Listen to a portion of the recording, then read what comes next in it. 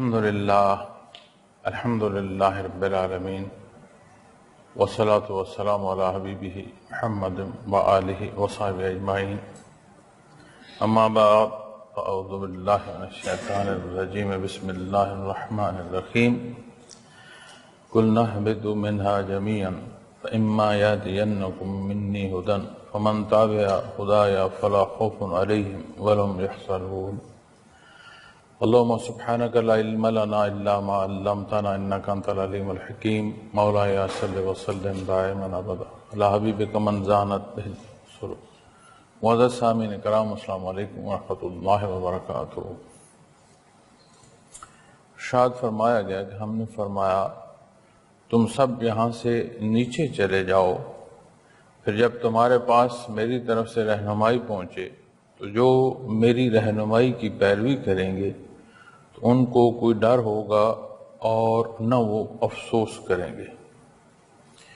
معزز سامعین کرام، اس سے پیشتر بھی جب حضرت آدم علیہ السلام نے وہ جنت کا پھل کھایا اور اللہ جل شانہ نے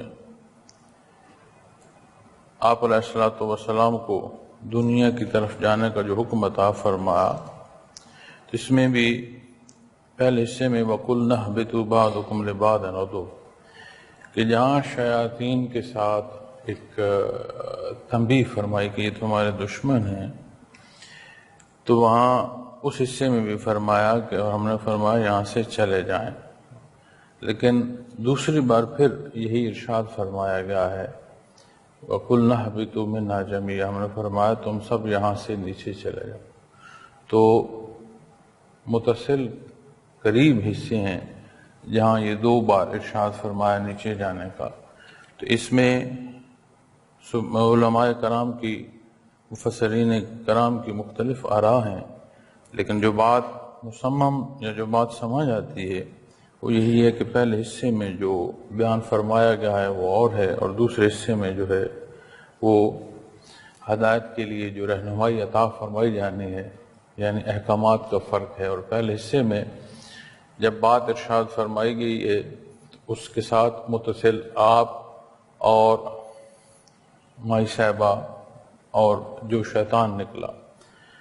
دوسرے حصے میں جو رہنمائی کے ارشاد فرمائے جا رہے ہیں تو اس میں آپ کی اولاد بھی شامل ہو جائے گی، کیونکہ احکامات دین کی بات آ رہی ہے، اس لیے یہ دو حصے فرمائے گئے. بعض مفسرین کرام نے اس کو اس پہلو سے بھی لیا ہے کہ پہلے جنت سے آسمان پر اتارا گیا، پھر آسمان سے زمین پر اتارا گیا.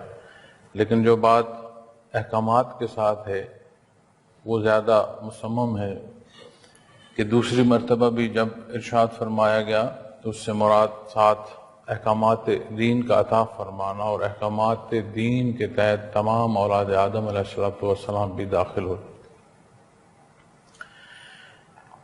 پھر ایک اور پہلو وَقُلْنَا اهْبِطُوا مِنْهَا جَمِيعًا، قرآن کریم کی اس آیہ کریمہ سے یہ بات بھی ثابت ہوتی ہے کہ جنت کا جو مقام ہے وہ اوپر ہے اور دنیا جو ہے وہ یہ نیچے ہے. تو اوپر سے نیچے آنا یعنی جنت کا جو مقام ہے وہ بلندی کی طرف ہے، اونچائی کی طرف ہے. فَإِمَّا يَأْتِيَنَّكُم مِّنِّي هُدًى فَمَن تَبِعَ هُدَايَ فَلَا خَوْفٌ عَلَيْهِمْ وَلَا هُمْ يَحْزَنُونَ. پھر فرمایا کہ نیچے چلے جاؤ، پھر جب تمہارے پاس میری طرف سے رہنمائی پہنچے. پہلا حصہ جو علوم کا عطا فرمایا گیا حضرت آدم علیہ السلام کو، بنیاد ہیں اس بشر کی، پہلی تخلیق ہیں آپ علیہ السلام کو، اور اللہ کریم نے آپ کو جہانوں کے علوم عطا فرمائے. اب وہ کتنی اشیاء ہیں، کیسی ہیں، ایک الگ بحث ہے، لیکن خلق کی کوئی شے بچتی نہیں جس سے متعلق آپ علیہ السلام کے جو علوم ہیں وہ آپ کو عطا نہ فرمائے گئے ہوں، کیونکہ اسی طرف کی نیابت ہے. اب اس سے باہر کہاں کیا کتنے علوم عطا فرمائے گئے اللہ کریم بہتر جانتے ہیں. تو پھر دوسرا حصہ جو اس دار دنیا میں جہاں نائب نے نیابت اپنی میں زندگی بسر کرنی ہے تو یہاں سے متعلق جو ضروریات پیش آئیں گی تو فرمایا کہ تمہیں میری طرف سے رہنمائی عطا کی جائے گی۔ اب بات جب آتی ہے ہدا رستہ کہتے ہیں کہ کوئی معین راہ ہو جس پر مسافت طے کی جائے، تو اللہ کریم نے اس دارالعمل کے کل حیاتی پہلوؤں کا اگر آپ جائزہ لیں تو ایک روانی ہے، رکاوٹ نہیں ہے۔ کوئی شے جو بیکار ہو جاتی ہے وہ بھی اپنا وجود آہستہ آہستہ زائل کر دیتی ہے۔ کوئی جو جاندار ہے تو اپنی افزائش کے عمل سے گزرتا رہتا ہے کہ اگر بچپنا ہے تو پھر وہ جو جوانی کی طرف طاقت ہے اس میں اضافہ ہو رہا ہوتا ہے، اور اگر جوانی سے عمر ڈھل رہی ہے تو پھر بڑھاپے کا سفر شروع ہو جاتا ہے۔ تو اگر اوقات کی بات کریں، اندھیرے روشنی کی بات کریں، حیات کی بات کریں، تو ایک ایسا نظام ہے جو چل رہا ہے۔ اس سارے نظام حیات میں وہ رہنمائی جو مقصد تخلیق ہے وہ بنیادی حیثیت رکھتی ہے۔ پھر جب یہ فرمایا گیا نا کہ پھر جب تمہارے پاس میری طرف سے رہنمائی پہنچے تو پھر جو مخاطب ہے اسے اللہ کریم نے کن کن اوصاف سے نوازا ہے اسے دیکھنا ہوگا۔ اور جب انسانی وجود، اس کی عقل، اس کی سمجھ، اس کی دانش اور سارے اوصاف جو اللہ کریم نے اسے عطا فرمائے اس کا جائزہ لیا جائے تو یہ سارے اوصاف اسے خلق کی حدوں تک تو پہنچاتے ہیں، لیکن بات جب عالم خلق سے نکلتی ہے تو پھر اس کی دسترس سے باہر ہو جاتی ہے۔ تو یہ جو ہدایت کا سلسلہ اللہ کریم نے ہمیں عطا فرمایا، اس میں اپنے مقربین انبیاء اور رسول اللہ کریم نے مقرر فرمایا، اور اس سارے واقعے میں پہلا حصہ بھی اس بات پر دلیل ہے کہ حضرت آدم علیہ السلام کو علوم عطا فرمایا۔ آپ اللہ کریم کے نبی اور رسول، پہلے انسان، ابتدا آپ سے ہوئی، پھر بعثت محمد رسول اللہ صلی اللہ علیہ وسلم پر اس عمارت کی، نبوت کی جو عمارت ہے اس کی تکمیل ہوئی۔ آپ خاتم النبیین ہیں صلی اللہ علیہ وسلم۔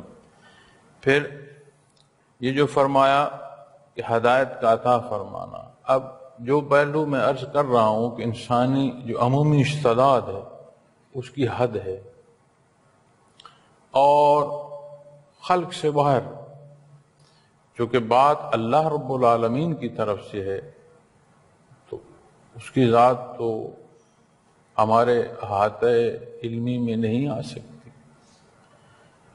حضرت موسیٰ علیہ السلام اولو العزم اللہ کے نبی اور رسول، آپ کا یہ شرف کہ آپ کو کلیم اللہ ہونا اللہ کریم نے عطا فرمایا کہ آپ کو شرف ہم کلامی نصیب ہوئی۔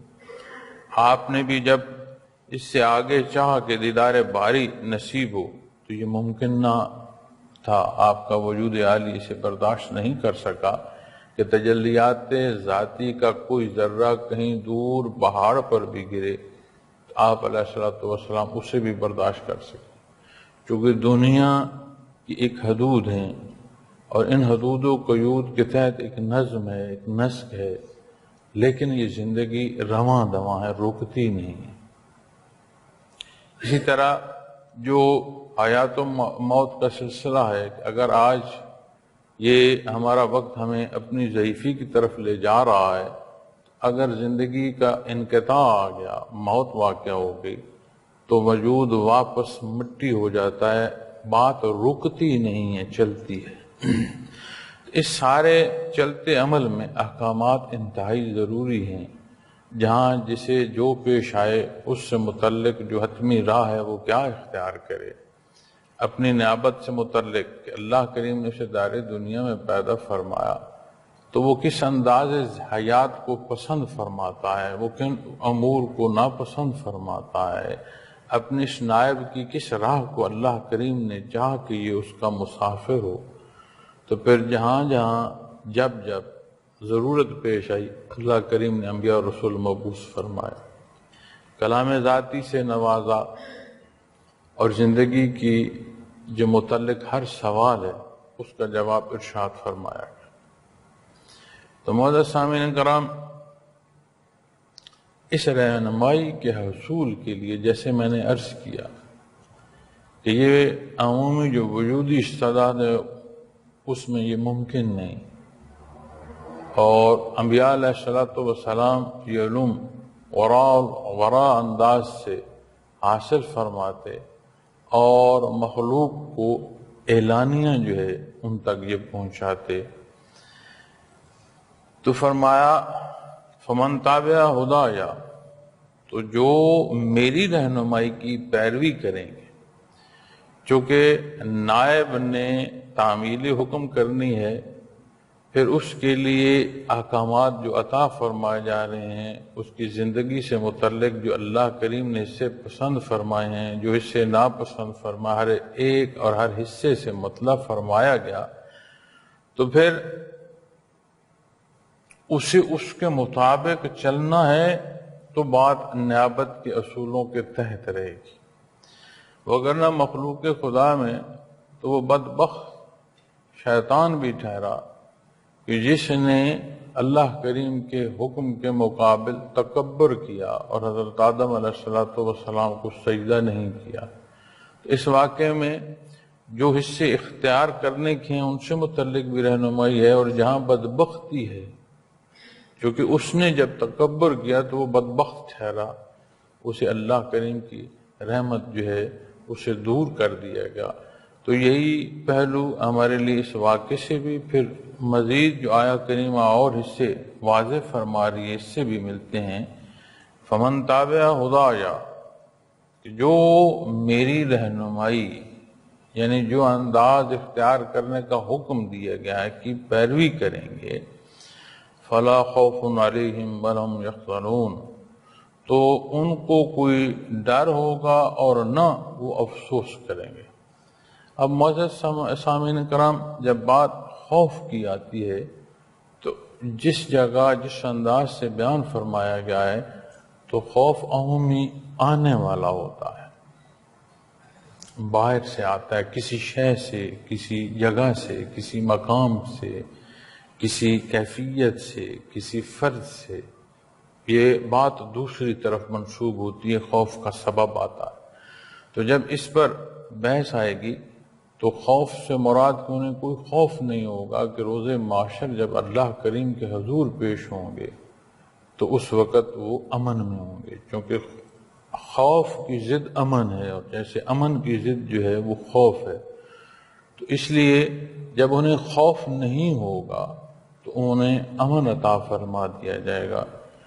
وَلَهُمْ يَحْزَنُونَ، اور نہ وہ افسوس کریں گے۔ اب جب بات افسوس کی آتی ہے تو افسوس گزرے پر ہوتا ہے، یعنی اب اس گزرے میں آپ ابتدا سے لیں جس واقعہ کی طرف نشاندہی فرمائی جا رہی ہے، یا آپ دار دنیا میں آ کر اس دارالعمل کی جو اپنی زندگی ہے اس کی جو کمی بیشیاں انہیں لیں، اپنی جو کم مائگی کا احساس ہے اسے لیں، اپنے روزمرہ کی جو زندگی میں ہماری غلطیاں کوتاہیاں انہیں لیں، پھر اس سے اللہ کریم جو توفیق عطا فرمائے کہ معافی نصیب ہو۔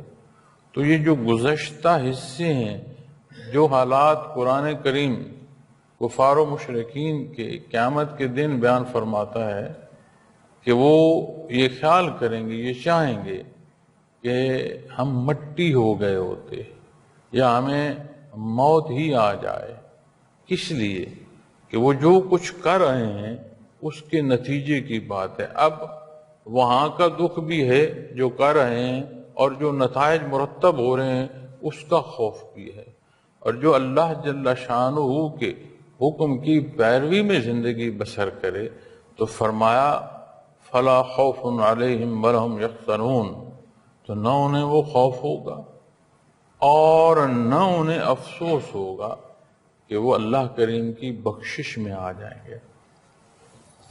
اب ہمارے نزدیک یا عمومی زندگی کے تجزیے کو کیا جائے، عمومی زندگی کا جو ایک تجزیاتی انداز ہے اسے اختیار کیا جائے تو ایسا نہیں ہے جیسے ہم امور دنیا سر انجام دے رہے ہیں کہ دل ہے یا نہیں ہے۔ نیا خانہ دل اس عمل سے راضی بھی ہے کہ نہیں جو انسان اختیار کر رہا ہے، لیکن جہاں وہ عمل اختیار کرتا ہے، جو ذمہ داری ادا کر رہا ہوتا ہے، جس کے لیے کر رہا ہوتا ہے، وہ اسے مان رہا ہوتا ہے، اس عمل سے راضی ہوتا ہے، چونکہ اس کی دی گئی ذمہ داری پوری ہوگی، اس کا کام ہوگا۔ یہاں اس بات کو سمجھنے کی ضرورت ہے کہ جو احکامات دین ہیں یہ ہمارے صفائے قلب سے لے کر اعمال کی جو بہتر حصے ہیں ان تک کی عطا کا سبب ہے۔ یہ ہمیں اس قابل کرتے ہیں کہ ہمیں اللہ کریم کی رضا نصیب ہو، یہ ہمیں اس قابل کرتے ہیں کہ اللہ کریم سے کی رضا سے اور ترقی اس کے قرب کی طرف نصیب ہو۔ یہاں یہ گمان کرنا کہ میں نے حکم مانا تو شاید حاکم کے کسی بات کی تکمیل ہوئی، نہ یہ درست ہے نہ یہ جائز ہے۔ چونکہ محتاج مخلوق ہے، خالق محتاج نہیں کہ ہماری عبادات کا اس کی کوئی ضروریات جو ہیں ان کی تکمیل ہونی ہے، یہ ہماری ضرورت ہے۔ اب اس ساری رہنمائی میں زندگی کا کوئی حصہ ایسا بچتا نہیں کہ جس میں تشنگی ہو۔ پھر یہ جو احکامات دین ہیں اسے جب صراط مستقیم بیان فرمایا جاتا ہے تو یہ عین سیدھا راستہ بھی ہے اور سہل بھی ہے، آسان ترین بھی ہے۔ اور دین اسلام پر جب عمل کیا جاتا ہے معزز سامعین کرام تو یہ جو کیفیت ہے نا وَلَهُمْ يَحْزَنُونَ کہ نہ وہ افسوس کریں گے، تو یہیں اسی دنیا کی زندگی جو ہے وہ اطمینان بخش ہو جاتی ہے۔ ابتدا یہیں سے ہو جاتی ہے کہ جو عمل صالح ہو اس سے ایک تو جو حصے ہیں کہ دنیاوی منفعت کے حوالے سے کہ مثبت حصے تعمیر ہوتے ہیں، دوسرا ایک کیفیت اور حال مسرت کا بھی نصیب ہوتا ہے کہ بندہ افسوس نہیں کر رہا ہوتا۔ پھر حدیث شریف کی روشنی میں عرض کرتا ہوں کہ یہ جو فرمان ہے کہ دوزخ یا جنت کے باغوں میں سے قبر جو ہے ایک باغ ہے اور یا قبر دوزخ کے گڑھوں میں سے ایک گڑھا ہے، تو معزز سامعین کرام عمل چل رہا ہے، مسافت جو ہے مسافر پوری کر رہا ہے۔ اب جوں وہ اپنی اس عارضی قیام گاہ کے قریب پہنچتا ہے اس کے اثرات مرتب ہوتے ہیں۔ سیماہم فی وجوہہم من اثر السجود، جو زندگی بسر ہوتی ہے، جو اعمال اختیار کرتے ہیں، جو اپنے اس فانی جہان کی زندگی کی تکمیل اور برزخ کی جو قیام گاہ اس کے قریب بندہ پہنچتا ہے تو جیسے اعمال اختیار کیے ہوتے ہیں اس کے اثرات چہروں سے عیاں ہونا شروع ہو جاتے ہیں۔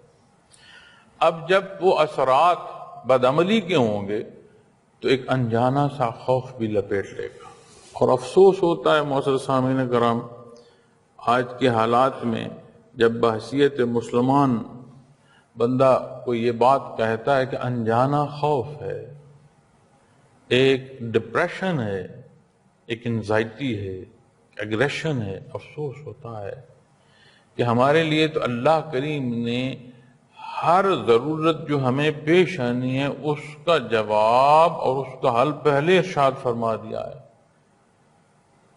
تو جو بحیثیت مسلمان اس کائنات کے مالک کا ماننا ہے، وہ ہمارا ماننا کس درجے کا ہے کہ معاملات زندگی ہمارے دلوں کو ٹھیس پہنچا رہی ہیں، دکھ سکھ میں سے گزرنا، صحت بیماری میں سے گزرنا، یہی تو امتحان ہے اس سارے میں بندہ اپنے اللہ کی طرف کیسے دیکھتا ہے، اس سے مدد چاہتا ہے، اس کا شکر ادا کرتا ہے، اپنی زندگی کی جو اعمال اختیار کر رہا ہے اس کی تڑپ میں کر رہا ہے، اس کی محبت میں کر رہا ہے، اس کے قرب کے لیے کر رہا ہے، اس کے حضور پیش ہونا اسے یہاں دار دنیا میں نظر آ رہا ہے، نبی کریم صلی اللہ علیہ وسلم سے وہ محبت ہے بحیثیت امتی کہ آپ کی ایک ایک ادا کو اپنے سینے سے لگائے بیٹھا ہے اور مسافر ہے، اپنے اللہ کے حضور پیش ہونے کو جا رہا ہے، تو یہ بے شمار پہلو ہیں جو ہمارے سامنے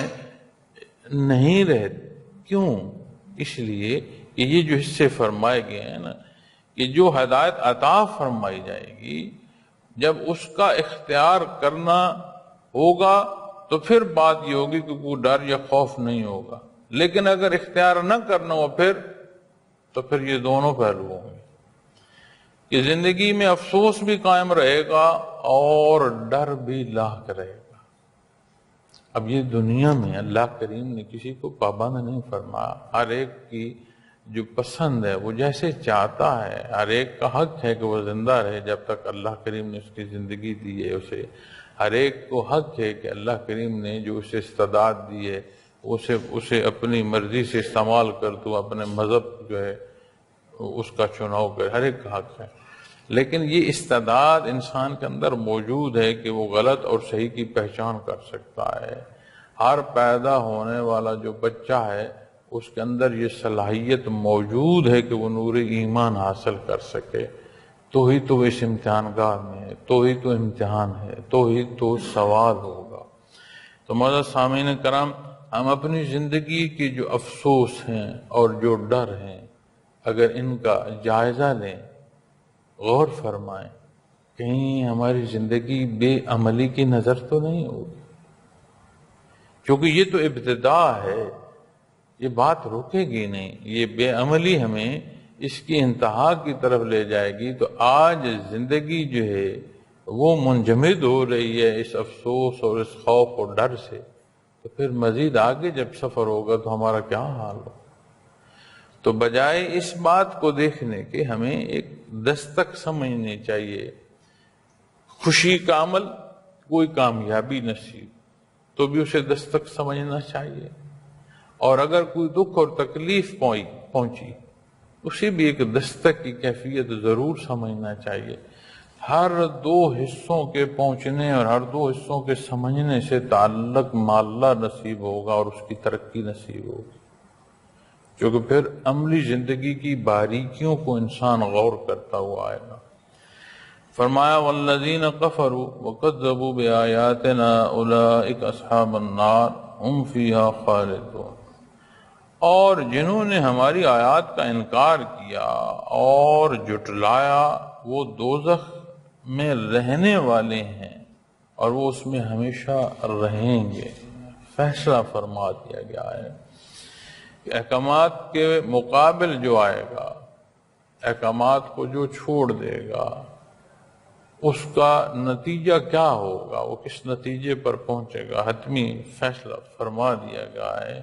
اور قانون قدرت ہے کہ اللہ کریم جو فیصلہ فرماتے ہیں پھر اس پر عمل ہوتا ہے، یہ مخلوق کی طے شدہ بات نہیں ہے، یہ خالق کی طے شدہ بات ہے جو عین اس طے شدہ حصوں کے مطابق جو ہے وقوع پذیر ہوگی۔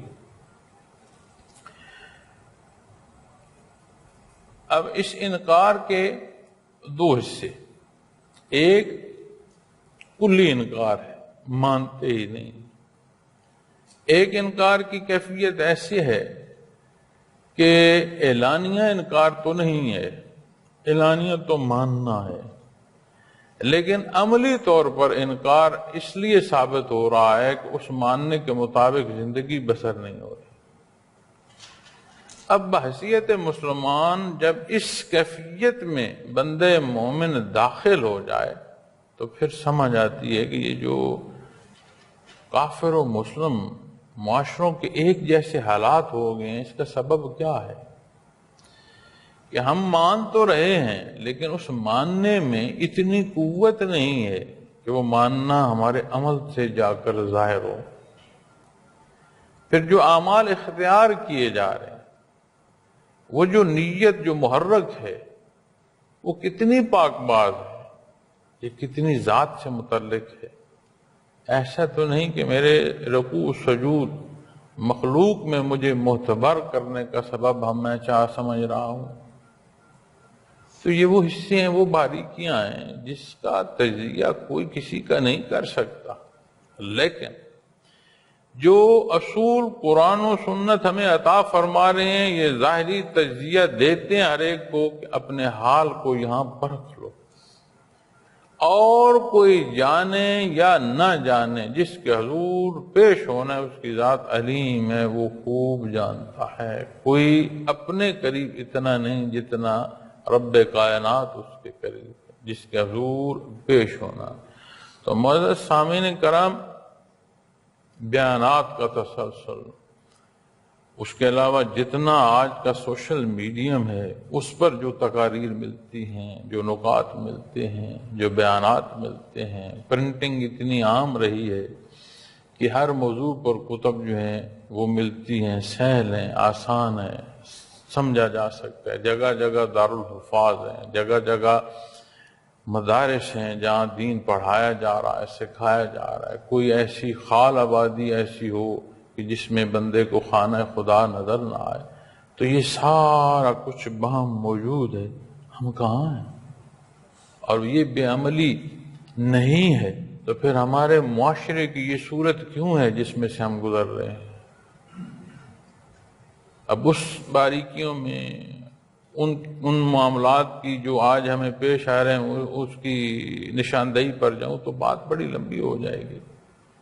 تو اتنا کا عرض کروں گا کہ ہر کوئی اپنے گرد و پیش دیکھ لے کہ معاملہ اور ماجرا ہو کیا رہا ہے، میں کہاں کھڑا ہوں، میں کیا کر رہا ہوں۔ اور اللہ جل شانہ نے فرمایا ہے کہ والذین کفروا، جنہوں نے انکار کیا، وکذبوا، اب کذب ہوتا ہے بنیادی طور پر انکار کرنا۔ ایک ہے نا انکار کہ جی مانا لیکن عمل نہیں کیا، انکار کیا کہ جی ٹھیک ہے یہ جو بات ہے میں نہیں مانتا۔ کذب ہے کہ جہاں سے حکم آ رہا ہے وہاں کا ہی انکار، بنیاد کا انکار کر دیا، اللہ کا انکار کر دیا، اللہ کی وحدانیت کا انکار کر دیا، اللہ کے حبیب صلی اللہ علیہ وسلم کی رسالت کا انکار کر دیا، انبیاء رسول کا انکار کر دیا، کلام ذاتی کو میں مانتا ہی نہیں ہوں۔ ایسی بدبختی جس کے سر چڑھے، فرمایا اولئک اصحاب النار، وہ دوزخ کے رہنے والے ہیں، ہم فیہا خالدون، بات دوزخ تک نہیں ختم ہوئی، ہم فیہا خالدون، اور وہ اس میں ہمیشہ رہیں گے، ہمیشہ ہمیشہ سزا ہوگی۔ تو آج فیصلہ ہے، آج موقع ہے، کون کس راہ کا انتخاب کرتا ہے۔ پھر ایک بہت بحث جو میں سنتا ہوں یا دیکھتا ہوں، کیونکہ سارا دن مخلوق سے واسطہ ہوتا ہے تو چیزیں سامنے آتی رہتی ہیں، تو انسان اپنے اندر بھی ایک تجزیہ کر رہا ہوتا ہے۔ ہم اکثر اس بحث میں پڑے رہتے ہیں کہ یہ میرے کسی عمل سے نتیجہ کیا ہوگا۔ قرآن کریم بڑا واضح فرما رہا ہے، اس نے عمل کرنے کا فرمایا ہے، ہدایت عطا فرمائی، اس کے مطابق عمل کرنا فرمایا، نتیجہ اس کے دست قدرت میں ہے۔ انتخاب کا حصہ اس نے دیا ہے حضرت انسان کو، کس راہ کا انتخاب کرتے ہو۔ اب اس انتخاب کا جو حصہ جو اس نے عطا فرما، اس کو کلی جان لینا کہ ہر شے میرے دست قدرت میں، یہ خطا ہے، یہ نقصان کا سبب ہے۔ تو معزز سامعین کرام، ہمیں یہ نہیں دیکھنا کہ کون کیا کر رہا ہے، مجھ سے کون کیا کر رہا تھا سوال نہیں ہوگا، مجھ سے سوال ہوگا میں نے کیا کیا۔ نتائج اللہ کریم کے دست قدرت میں مکلف ہوں اپنی استطاعت کے مطابق تعمیل حکم، اور اللہ کریم وہ توفیق عطا فرمائے کہ بندہ احکامات کی بجا آوری میں زندگی بسر کرے اور نیا خانہ دل سے ظاہر تک خالص ہو، اپنے اللہ کے لیے کر رہا ہو، اپنے نبی کریم صلی اللہ علیہ وسلم کا اتباع نصیب ہو، تو پھر لامحالہ نتائج مثبت ہوئیں۔ کہتے ہیں نا جی جس طرح یہ ایجاد ہے پنکھا چلاؤ تو ہوا آئے گی۔ اب یہ کوئی بحث نہیں ہے کہ پنکھا چلے گا اور ہوا نہیں آئے گی، پنکھا آن کرو ہوا آئے گی. آپ لائٹ کا سوئچ آن کرتے ہو تو سارا نظام درست ہے تو روشنی آئے گی. تو نظام ہمارا درست ہونا ہے احکامات کے ماننے سے. جب ہم احکامات کا ماننا، اسے اختیار کرنا، یہ اپنے اوپر نافذ کریں گے تو لازم جیسے سوئچ آن کرنے سے روشنی آتی ہے، بلب روشن ہو جاتا، اسی طرح ہمارے معاشرے میں تعمیر ہوگی، تخریب نہیں ہوگی. تخریب کا سبب ہماری بے عملی ہے. یا بنی اسرائیل اذکروا نعمتی التی انعمت علیکم واوفوا بعہدی اوف بعہدکم وإیایا فارہبون. پھر اگلا رکوع شروع ہوگا. تو اس رکوع میں اللہ کریم نے بنی اسرائیل کو مخاطب فرمایا کہ اے اولاد یعقوب، جو احسانات میں نے تم پر کیے وہ یاد کرو، اور جو وعدہ تم نے مجھ سے کیا وہ پورا کرو. میں نے جو وعدہ تم سے کیا ہے وہ پورا کروں گا. وَإِيَّايَ فَارْهَبُونَ، اور صرف مجھے ہی سے ڈرا کرو. معزز سامعین کرام، اسرائیل حضرت یعقوب علیہ السلام کا لقب ہے، اور عبرانی زبان کا یہ لفظ ہے، اور اس کے معنی ہیں عبداللہ، اللہ کا بندہ. اور حضرت ابراہیم علیہ السلام کی اولاد جو حضرت اسحاق علیہ السلام، حضرت یعقوب علیہ السلام، اس نسل سے جو ہوئی وہ بنی اسرائیل کہلائے، کیونکہ حضرت یعقوب علیہ السلام کا لقب اسرائیل. اور جو حضرت اسماعیل علیہ السلام کی اولاد ہے وہ بنی اسماعیل کہلائے. تو خطہ عرب میں حجاز مقدس کی زمین میں جو بنیادی آبادی ہے وہ بنی اسماعیل کی ہے، حضرت اسماعیل علیہ السلام کے اولاد میں سے. تو یہ جو بنی اسرائیل ہیں یہ ہجرت کر کے مصر گئے. مصر سے حضرت موسیٰ علیہ السلام کے سبب اللہ نے احسان فرمایا کہ وہاں سے انہیں فرعون سے نجات ملی. تو پھر یہ بیت المقدس کی طرف ان کی ہجرت جو ہے وہ تاریخ میں ملتی ہے. پھر یہاں سے جو مدینہ منورہ کے مضافات ہیں اس طرف کی ہجرت جو ہے، کیونکہ نبی کریم صلی اللہ علیہ وسلم کی بعثت سے بہت عرصہ پہلے یہود جو ہیں وہ یہاں آباد ہوئے، اور مدینہ منورہ میں یہود کی تعداد جو ہے وہ زیادہ تھی. پھر ان میں اکثر علماء تھے. پھر وہ جو اللہ کریم کے احکامات کتب سابقہ کے حوالے سے ان کے علماء جانتے تھے. اس میں ایک مفسرین اکرام کی بحث یہ بھی آتی ہے کہ چونکہ آپ صلی اللہ علیہ وسلم کی بعثت کا فرمان کتب سابقہ میں بھی موجود ہے، اللہ کریم کے انبیاء اور رسول نے اپنی اپنی قوموں میں آپ کا ذکر فرمایا، اور جب اس حکم کا ماننا تو آپ کی ذات کا ماننا. تورات و انجیل میں جب آپ کے خدام کا ذکر ہے تو آپ کے خدام کا ماننا تورات و انجیل کے ماننے میں ہے، تو پھر آپ صلی اللہ علیہ وسلم کا ماننا تو پھر ایمان کا حصہ. تو اسی طرح یہ بھی ایک بحث ہے کہ بعثت محمد رسول اللہ صلی اللہ علیہ وسلم کی جو نشانیاں ان کے پاس تھیں تو وہ اسی علاقے کی طرف نشاندہی کرتی تھی کہ مدینہ منورہ آپ کی قیامگاہ ہوگی.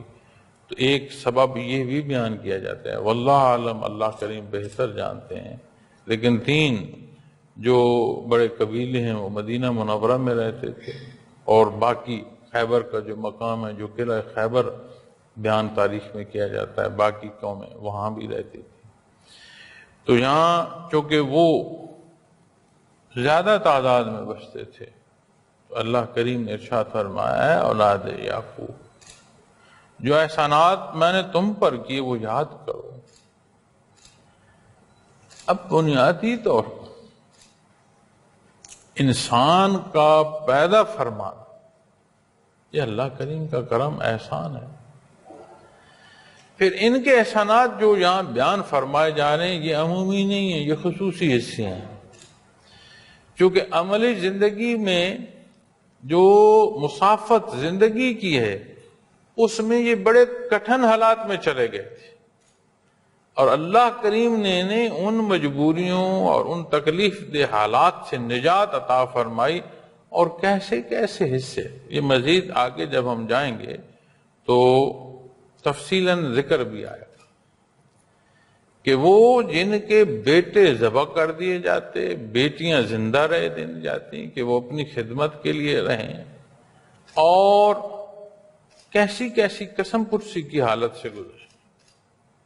اور یہ وہ قوم ہے جو حضرت یوسف علیہ السلام کے زمانے میں ہجرت کر کے آپ کا خاندان جب مصر میں پہنچا تو اس میں صدیاں ہیں، تو کہاں شاہی مہمان نوازی اور پھر کہاں کہ غلاموں میں بھی حیثیت جو ہے وہ کم تر سمجھی جائے، کتنا فاصلہ ہے۔ اور اللہ کریم نے ایسی وہاں سے نجات دی جو واقعات مافوق الفطرت ہیں، عمومی نہیں ہیں، کہ جو پانی جو سمندر کسی ایک کے لیے راستہ دے، اور ایسا راستہ دے کہ نیچے کیچڑ تک نہ رہے، زمین خشک ہو، دوسرے آنے والے کو وہی سمندر جب وہ ڈبو دے، یہ عمومی بات تو نہیں ہے۔ جیسی جیسی تکالیف یا ضروریات انہیں پیش ہیں، جو جو اس پر اللہ کریم نے انعامات عطا فرمائی، یہ عمومی نہیں ہے۔ کیسے کیسے معجزات ہیں جو حضرت موسیٰ علیہ السلام کو اللہ کریم نے عطا فرمائے۔ تو معزز سامعین کرام، انہیں وہ حصے یاد فرمائے جا رہے ہیں عطا کی جو تمہیں خصوصی حصے عطا کی، کس لیے عطا کیے تھے؟ یاد رکھیے گا، معجزات کی تفصیل دیکھیں یا کرامات کی بحث میں آئے، ان کا ظہور حق و معطل کے درمیان جہاں بحث آتی ہے وہاں ملے گا۔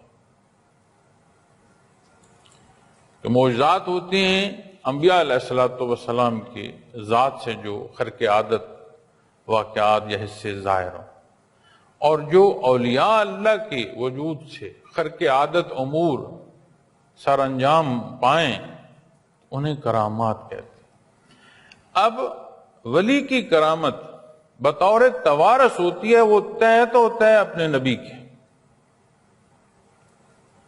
لیکن معجزات کے حوالے سے تحقیق کریں، کرامات کے حوالے سے تحقیق کریں، دونوں کا جو ظہور ہے وہ آپ کو حق و باطل کا جہاں تکرار ہے، مقابل ہے، وہاں آتے ہیں کہ جہاں حق ظاہر ہو اور جو ہے حق ثابت ہو اور باطل جو ہے وہ ظاہر ہو۔ تو اللہ کریم نے کیسی کیسی انہیں نعمتیں عطا فرمائیں، اور ان کے جو قرآن و حدیث میں آپ کو ملتا ہے، سیرت پاک کی کتابوں میں ملتا ہے، نبی کریم صلی اللہ علیہ وسلم کی دار دنیا سے پردہ فرمانے کے بعد کے واقعات میں یہ چیزیں ملتی ہیں، تب تک ملتی ہیں کہ ان کے پاس ایسی نشانیاں تھیں جو وراثتاً وہ اپنے ساتھ لے کر آ رہے تھے۔ اگر آپ صلی اللہ علیہ وسلم کے متعلق فرمان سنبھالے ہوئے ہیں تو جو کچھ تب پیش آیا تھا وہ نہیں یاد تھا، تو فرمایا کیسے کیسے احسانات تم پر کیے گئے، جو احسانات میں نے تم پر کیے وہ یاد کرو، اور جو وعدہ تم نے مجھ سے کیا ہے۔ مخلوق کا خالق سے وعدہ کیا ہے؟ اگر اس کو میں آج بحیثیت امت محمد رسول اللہ صلی اللہ علیہ وسلم عرض کروں اپنے ناظرین، اپنے سامعین کے حضور، تو کیا ہے؟ لا الہ الا اللہ، اللہ جل شانہ کی وحدانیت، شرائطی ایمانیات پوری۔ ہمیں تو اللہ کریم نے بعثت محمد رسول اللہ صلی اللہ علیہ وسلم سے نوازا کہ جب ہم کہتے ہیں کلمے کا دوسرا حصہ کہ محمد رسول اللہ، تو آپ اللہ کے رسول ہیں، تو پھر ہمارے لیے جو احکامات ہیں وہ سارے آپ صلی اللہ علیہ وسلم نے ہم تک پہنچائے۔ حجۃ الوداع کے موقع پر آپ نے صحابہ کرام رضوان اللہ علیہم اجمعین کے مجمع میں کھڑے ہو کر یہی سوال پہنچایا حق کے پہنچانے کا، اور صحابہ کرام رضوان اللہ علیہم اجمعین کی گواہی پر پھر آپ نے اللہ جل شانہ کو اپنا گواہ بنایا۔ آپ صلی اللہ علیہ وسلم نے دین اسلام پہنچانے کا حق ادا فرما دیا، آپ کے خدام نے غلامی کا حق ادا فرما دیا۔ تو یہی سوال بحیثیت امتی میں آپ سے کروں، آپ مجھ سے کریں، تو جو ہمارا وعدہ ہے لا الہ الا اللہ محمد رسول اللہ، کہاں کھڑے ہیں؟ فرمایا مجھ سے جو وعدہ مخلوق کا کیا ہے؟ بندگی کا ہے میاں، جہاں سودے نہیں ہیں، وہ خالق ہے، دوسری طرف مخلوق ہے۔ فرمایا اوفے بعہدکم، فرمایا جو وعدہ تم سے کیا وہ پورا کرو۔ اب مخلوق سے خالق کا وعدہ کیا ہے؟ فرمایا کہ جو کچھ عطا فرمایا گیا ہے اس پر عمل پیرا ہونا تمہیں حتمی کامیابی سے ہمکنار کرے گا، تمہیں اللہ کی رضا نصیب ہو، اس کی بخشش نصیب ہو، تمہیں وہ کچھ نصیب ہوگا جو کچھ تم سوچ نہیں سکتے۔ ایک تو ہوتا ہے نا کہ چاہنے کی حدیں، ایک ہے کہ چاہنے کی حدیں بھی عبور ہو جائیں، بات سمجھ سے ہی بالا ہو، اتنا کچھ عطا ہو۔ اہل جنت کے حوالے سے نشے قرآن یہ ثبوت دیتی ہے کہ تمہاری سمجھ سے زیادہ، تمہاری چاہت سے زیادہ عطا فرما، اور زیادہ عطا فرما جائے گا، الفاظ ہیں قرآن کریم۔ تو وہ وعدہ جو اللہ کی طرف سے، مخلوق کی طرف جو وعدہ ہے وہ ماننے کا ہے، جو خالق کی طرف وعدہ ہے اس نسبت سے جو بات آپ کریں گے وہ عطا کا آئے گا۔ ایک تو ہے نا ہمارا سودا، وہ کہتے ہیں نا ایک ہاتھ سے لے ایک ہاتھ سے دے۔ معزز سامعین کرام، یہ مخلوق سے بات ہے۔ اسی بات کو، اسی پہلو کو جب آپ خالق کی طرف دیکھیں گے تو ہمارے حصے میں ماننا ہے، اور یہ اس کی شان ہے کہ وہ عطا فرمائے، وہ پابند نہیں ہے۔ کیونکہ جب ہم ماننے کی بات اور عبادات کی بات اور یہ سوال ہم کرتے ہیں کہ میں تو اتنی نمازیں پڑھ کے پھر بھی بیماریاں نہیں جا رہی، تو تم تو تھے نہیں۔ یا ایھا الناس اعبدوا، اپنے اللہ کی عبادت کرو۔ کیوں؟ اس نے تمہیں پیدا کیا۔ اب یہ جو پیدا فرما دینا، اس کی قیمت ساری زندگی سجدے میں بسر کر دو تو پوری نہیں ہوگی، چہ جائے کہ پھر وہ تمہیں انعامات عطا فرمائے، اپنی رضا عطا فرمائے، اپنا قرب عطا فرمائے، اپنے مقرب بندوں میں داخل کرے۔ صراط الذین انعمت علیہم، کیسی کیسی ہستیاں ہیں۔ تہ مشت غبار، تو دیکھ تو صحیح کتنی عطائیں، اور تیرا اعتراض اور تیرے اعتراضات کیا ہیں؟ کیسی بھودی باتیں سوچتے ہو، کیسے بھودے اعتراض کرتے ہو۔ وَإِيَّايَ فَارْهَبُونَ، فرمایا اور صرف مجھے سے ڈرا کرو۔ فرحبون، یہ وہ کیفیت اور حال ہے جو اطاعت میں لائے۔ ایک ڈر ہے ذلیل ہونے کا، اس میں جائز اور ناجائز کی بحث نہ رکھنے کا، کہ جیسے دنیا کے معاملات۔ تو ذلیل و رسوا تو وہ ہوگا جو اللہ کریم کا حکم رد کرے گا، چھوڑے گا، رسوا ہوگا۔ لیکن اس کا سمجھنا دنیا کے حوالوں سے کہ میں کوئی بات دل میں رکھ لوں، بھلے زبان سے بول دوں، اور یہ جو سزا لگی ہے یہ میں اس سے بچ جاؤں گا، یہ جو ضد میں مجھے مار پڑ رہی اس سے بچ جاؤں گا۔ بھائی کوئی حصہ جب منسوب اللہ کی طرف کرو گے تو اس کا اطلاق مخلوق پر نہ رکھو۔ ہم اس کی مخلوق ہیں، اس نے ہمیں پیدا فرمایا ہے، اور یہ اس کا احسان ہے۔ جو عبادات ہم اختیار کرتے ہیں اس سے ہم اس قابل ہوتے ہیں کہ ہمیں اس کی بندگی کی جو منازل ہے وہ نصیب ہو۔ جو معاملات دنیا کے ہم مانتے ہیں اس سے اسی حضرت انسان کی فلاح جو ہے وہ منسوب ہے۔ مجھے بتاؤ، حدیث شریف میں آتا ہے اللہ کریم کا اپنے بندے پر حق ہے کہ ہفتے بھر میں ایک دفعہ اپنا وہ نہا لے، صفائی کرے۔ مجھے بتاؤ، نہایا دھویا، صفائی کی، کس کی؟ اپنے وجود کی۔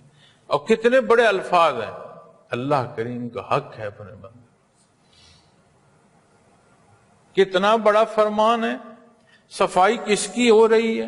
اچھا، اولاد اپنی پالتے ہو، اولاد اپنی پال رہے ہو، اس سے دیکھ کر اس دیکھنے کی ایک ایک خوشی کی جو لذت ہے وہ تم محسوس کر رہے ہو، اور اس کا اچھی پرورش کرنا وہ تمہیں اجر اور ثواب دے رہا ہے۔